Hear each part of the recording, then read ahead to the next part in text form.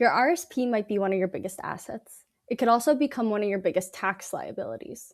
Most people focus on how to contribute to an RSP, but very few spend time thinking about how they're actually going to take that money back out, and that can be a costly mistake. I'm Megan Yakubuski from Scotia Wealth Management, and today we're going to talk about the who, what, where, when, how, and why of an RSP withdrawal strategy and how it might help you reduce your lifetime tax liability.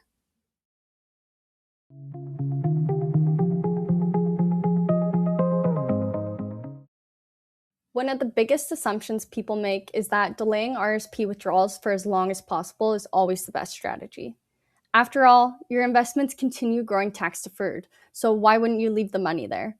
Well, while tax-deferred growth can absolutely be valuable, it isn't always the whole story. By the time mandatory RRSP withdrawals begin, many retirees are also receiving CPP, OAS, workplace pensions, and income from non-registered investments. When you combine all of those income sources, you could end up with a higher marginal income tax rate, larger mandatory RRSP withdrawals, old age security clawback, and potentially a much larger tax liability for your estate. So in some cases, waiting too long to withdraw from your RSP can actually result in paying more tax over your lifetime, not less. So what is an RSP meltdown strategy? Well, despite the dramatic name, there's no investment meltdown involved. An RSP meltdown is a tax planning strategy where you intentionally withdraw money from your RSP over several years before potential larger mandatory withdrawals begin. Instead of waiting until the government decides for you how much you must withdraw from your RRSP, you're taking more control over when that taxable income is triggered. The goal is often to withdraw money during years when you're in a lower marginal income tax bracket, rather than being forced into larger withdrawals later in life when your taxable income may already be much higher. We can't sidestep paying taxes, but we may be able to potentially decrease the overall tax liability throughout our lifetimes.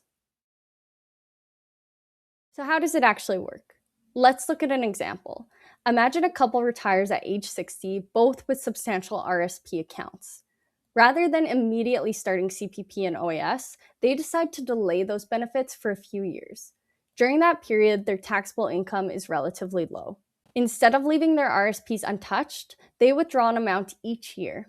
Those withdrawals are carefully planned to make use of lower marginal income tax brackets, while gradually reducing the size of their registered accounts. Over time, this can reduce future RRSP withdrawals, help avoid OAS clawback, give them more control over their investment income, and potentially leave more for their family when they're gone. It's also important to remember that this usually isn't accomplished with one large withdrawal. More often, it's a strategy that's implemented gradually over many years as part of a retirement income plan. So when might it make sense? One common opportunity we see is early retirement. Many people have a period between retiring and starting other pensions when their income may be lower than it will be later on. This can create a window of opportunity to withdraw money from an RSP at a lower marginal income tax rate. An RSP meltdown planning strategy may also make sense if you built up relatively large RSPs. The bigger the RSP account becomes, the bigger the RRSP withdrawals will be later in life. So taking some of that money out early may help avoid a situation where you're forced to withdraw large amounts when you're already receiving income from other sources. RSP meltdowns can also be helpful for someone who's expecting to have multiple sources of retirement income. If you're receiving CPP, OAS, a pension, investment income, or income from a business, all of those sources can start stacking together and push you into a higher marginal tax bracket than expected. And finally, it can sometimes help from an estate planning perspective. Large RSP and RRSP balances may create a significant tax liability when they're passed on to the next generation. So gradually reducing those balances throughout retirement may help leave more money behind for your family after taxes. When it may not make sense. Now, with all of that said, no strategy is perfect for everyone. In some situations, withdrawing money too early can actually do more harm than good. For example, if you're currently in your highest earning years, taking additional taxable income today may simply just increase your tax liability. It may also not make sense if your RSP still has a lot of room to grow and can benefit from the tax-deferred growth, or if making withdrawals could impact government benefits later on. This is exactly why generic rules of thumb can be dangerous and why financial planning is so important. The importance of having a plan. The decision to withdraw from your RSP should never be looked at in isolation.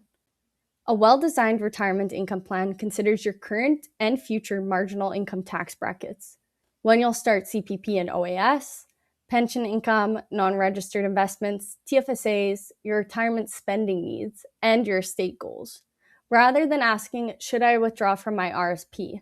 A much better question is, how does an RRSP withdrawal fit into my overall retirement income strategy?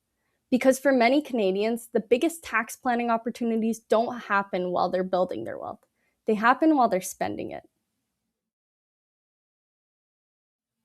If you have a large RSP and aren't sure how to start withdrawing from it, that's exactly where we can help.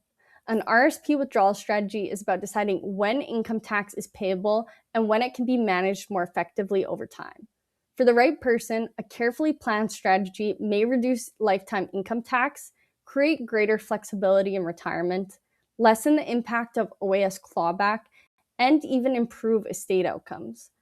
But whether it's the right strategy depends entirely on your broader financial picture. So reach out today at meganyakubuski.ca.